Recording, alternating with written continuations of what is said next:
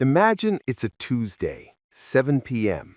You're in the middle of your evening routine. You're heating up dinner in the microwave, your phone is plugged into the wall, and your laptop is streaming a movie in the background. Suddenly, the lights don't just flicker, they vanish. You reach for your phone, expecting to see a notification about a local outage, but there's no 5G, no LTE, no bars. Your Wi-Fi router is a dead plastic box. You walk to the window and look out at the horizon. The entire city skyline, a view usually defined by shimmering lights, is a black, jagged silhouette against the stars. The hum of the refrigerator is gone. The distant drone of the highway has been replaced by a heavy, unnatural silence. You go to sleep thinking it's a temporary glitch, assuming that by morning the great American machine will have fixed itself. But when the sun rises, the taps are dry. The coffee maker won't turn on. And when you finally crank up an old battery-powered emergency radio, you hear the words that change the course of your life. The national power grid has suffered a catastrophic, total system failure. This is not a weekend of candlelight and board games. It is the beginning of a 30-day descent into a reality America hasn't faced in over a century. In the first 72 hours, the majority of the population stays in vacation mode. There's a sense of normalcy bias, the psychological refusal to believe that the world has actually changed. But underneath the surface, the gears of civilization are already grinding to a halt. The U.S. economy is 90% digital, a society of ones and zeros.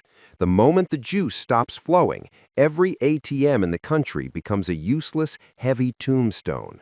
Credit cards are just pieces of plastic. Apple Pay, Venmo, and online banking don't exist in the dark. If you didn't have a stack of physical cash under your mattress, you are effectively broken.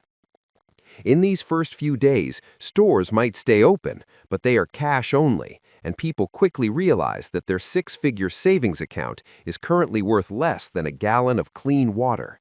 Most people don't realize that water is moved by electricity. Municipal pumps require massive power to maintain pressure. By day 2, the water hammer in your pipes fades to a pathetic hiss. In high-rise apartments in cities like Phoenix or Las Vegas, life becomes unsustainable within 48 hours. Without toilets that flush or water to drink, the survival clock starts ticking. Traffic lights are dead, turning every major intersection into a game of chicken. Panic buying starts at gas stations, but the pumps are electric. You can have 10,000 gallons of fuel sitting in an underground tank, but without a generator to power the pump, you can't get a drop into your car. Highways become parking lots as cars run out of fuel, blocking the very roads that emergency supplies would need to take to save the city. By the end of the first week, the just-in-time delivery system, the backbone of American consumerism, shatters completely. Modern supermarkets only keep about 3 days of food on the shelves. They rely on constant truck deliveries to stay stored, but those trucks aren't moving, and industrial freezers are failing. Thousands of pounds of meat and dairy begin to rot, creating a stench that becomes a biohazard. By day 5, the shelves are stripped bare.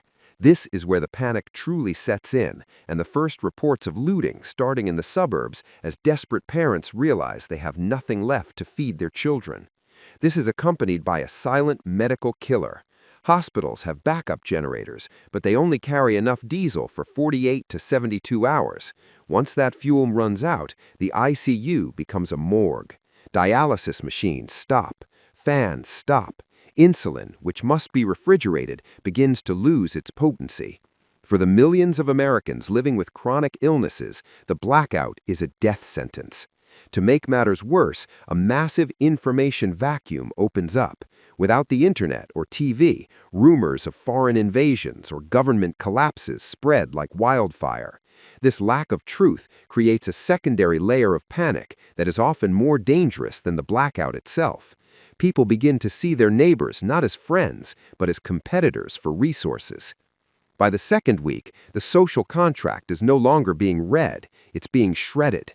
This is the part Hollywood usually ignores, the crisis of sanitation. Without running water or garbage collection, human waste starts piling up. In a modern city, this leads to 19th century diseases like cholera and dysentery. The urban jungle begins to smell like an open sewer. Desperate people start drinking from stagnant ponds or decorative fountains without boiling the water, leading to a massive wave of illness that further strains a non-existent medical system. Fire becomes an existential threat. Without electricity, people turn to primitive methods for light and cooking: candles, charcoal grills indoors, and open pits. In crowded cities, one tipped candle can level an entire block, and because the fire department has no water pressure in the hydrants, the flames don't stop until they hit a brick wall. The night sky is no longer dark, it's orange. The police are overwhelmed, and many walk off the job to protect their own families. Neighborhoods begin to barricade their streets with downed trees and overturned cars. Tribalism kicks in. People form small groups based on proximity, and if you aren't part of a group, you are a target.